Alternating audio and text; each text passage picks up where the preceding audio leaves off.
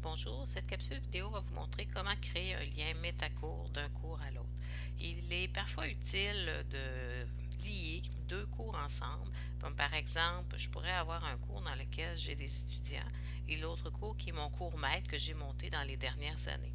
Au lieu de transférer les étudiants dans le cours maître, je vais simplement créer un métalien entre ce cours-ci et ce cours-là, et un autre lien métacours entre Apprendre Moodle avec Atelier technopédagogique.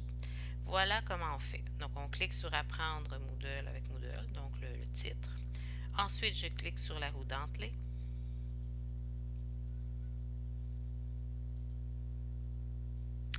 Je vais dans Plus, Utilisateur, Méthode d'inscription et je vais choisir un lien métacours. Maintenant, je vais rechercher l'autre cours dans lequel je fourre.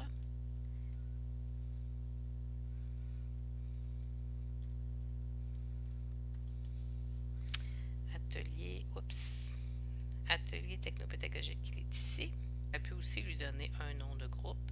Si je veux changer le métacours, je clique sur la roue dentelée. Donc, je peux ici ajouter un cours test, mettons. Voilà, enregistrer. Et je vois que j'ai un utilisateur par défaut. Je peux le cacher momentanément pour dire que le métalien ne sera pas disponible et le réafficher.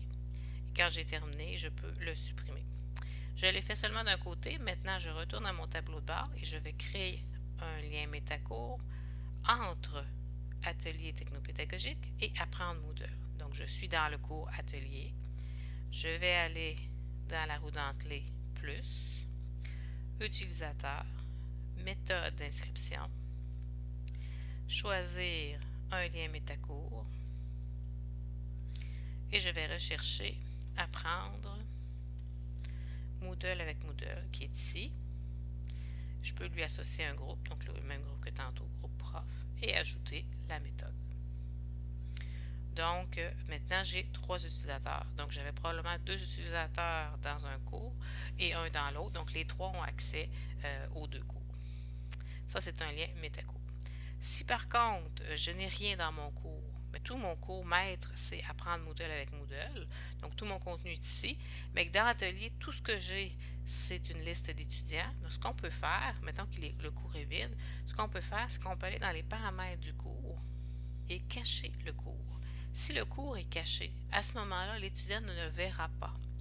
Mais ce qui va arriver, c'est qu'il va avoir quand même accès à l'autre cours. Donc, plutôt qu'avoir 2 cours, un vide puis un avec plein de contenu, il va avoir seulement le cours avec le contenu, mais c'est le cours vide dans lequel il y a les étudiants et qui est caché qui va créer l'accès vers l'autre cours.